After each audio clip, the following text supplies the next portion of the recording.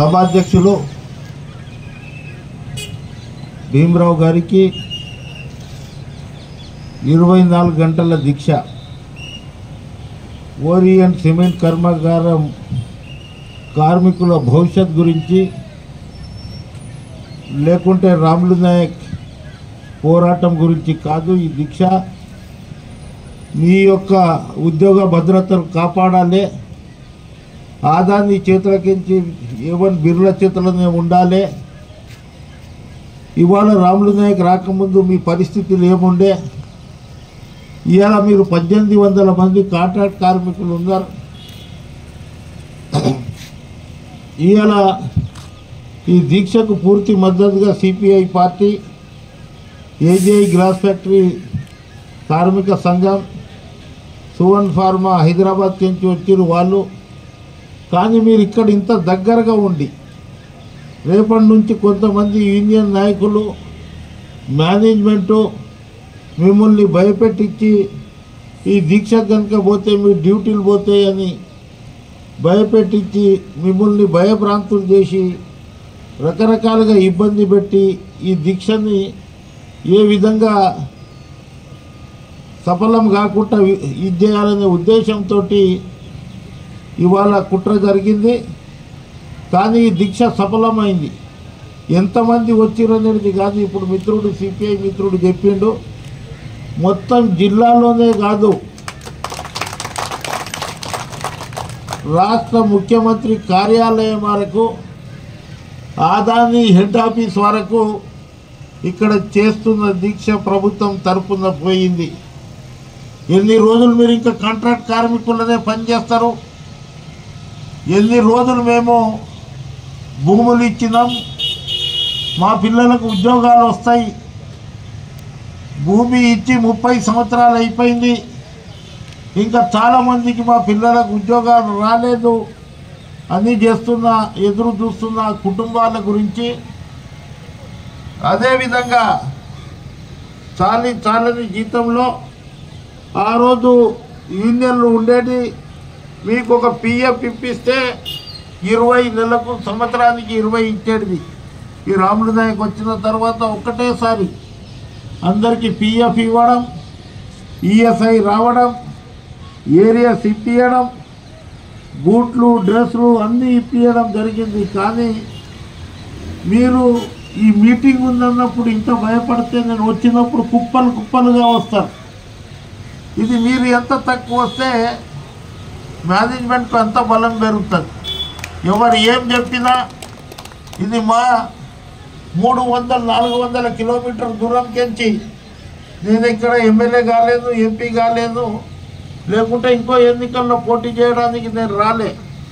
మీ union అధ్యక్షునిగా ఆ రోజు కాంట్రాక్ట్ ఎన్నికలు జరిగినప్పుడు వేరే పార్టీలకు 10-15 ఓట్లు పడితే దాదాపు 1300-1400 ఓట్లు వన్ సైడ్గా వేసిర్రు. మీ హక్కులను కాపాడడానికి నేను వస్తే ఇవాళ మీరు దూరం ఉంటే మీ కుటుంబానికే నష్టం, రాములు నాయక్ ఏం నష్టం కాదు. మీకు అందరికీ ఒకరోజు తీసేస్తే ఈ ఫ్యాక్టరీ నడవదు. మీరు చేసే పని ఇంకా ఎవరు చేయరు. అందుగురించే మిమ్మల్ని భయపెట్టించి అధికారంలో ఉన్న యూనియన్ మిమ్మల్ని భయభ్రాంతులు చేసి, మీ సూపర్వైజర్లు మిమ్మల్ని భయభ్రాంతులు చేసి రేపు మీ ఉద్యోగ భద్రత కావాలంటే రాములు నాయక్ మీతోటి ఉండాలి. లోకల్ పర్మనెంట్ వర్కర్ యూనియన్ మీతోటి ఉండాలి.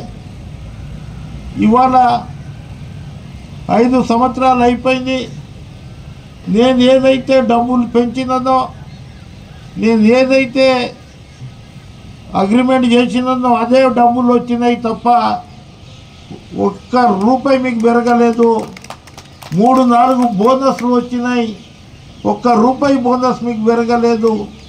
కాంట్రాక్ట్ పర్మనెంట్ కార్మికులది దాదాపు ఎంతో బోనస్ పైకి పోయేది ఉండే. సంవత్సరానికి 2000, 2500, 3000 బ్యాలెన్స్ షీట్ ఏమో కోట్ల రూపాయల లాభంలో ఉంది. ఇవాళ ఆ రోజు మేము కాశీపేటలో ఖనిజ సంపద ఉంది అని బిర్లా మేనేజ్మెంట్ ఇక్కడ ఖనిజ సంపదమై కన్ను వేసి ఇవాళ ఇక్కడ సిమెంట్ ఫ్యాక్టరీ అప్పుడు పెట్టడం జరిగింది. సిమెంట్ ఫ్యాక్టరీ పెట్టినప్పుడు వాళ్ళ స్టాండింగ్ ఆర్డర్లో మేము ఉద్యోగాలు ఇస్తాం, ఎవరైతే భూములు పోయినా వారికి ఉద్యోగాలు ఇస్తాం, ఎక్కడైతే చదువుకున్న విద్యార్థులు ఉన్నారో అన్ఎంప్లాయ్మెంట్ ఉన్నారో వారికి స్కిల్ డెవలప్మెంట్ ప్రోగ్రాం పెట్టి వాళ్ళకి పని రాకుండా పనిని నేర్పి వారిని పర్మనెంట్ ఉద్యోగాలు ఇస్తామన్నారు. అంతకుముందు లేడీస్కి తీసుకుపోయేది లేకుండే, లేడీస్ అసలు పనికి ఎక్కకపోతుండే. నేను ఆ రోజు అన్న 33% మహిళల గిట్ట రిజర్వేషన్ కావాలి, వాళ్ళు గిట్ట ఇవాళ ఫ్లైట్ నడిపిస్తున్నారు. కానీ ఈ పని ఎందుకు చేయరు, 100కు 100% చేస్తారని వారికి ఆ రోజులలో అపాయింట్మెంట్ ఇప్పించడం జరిగింది.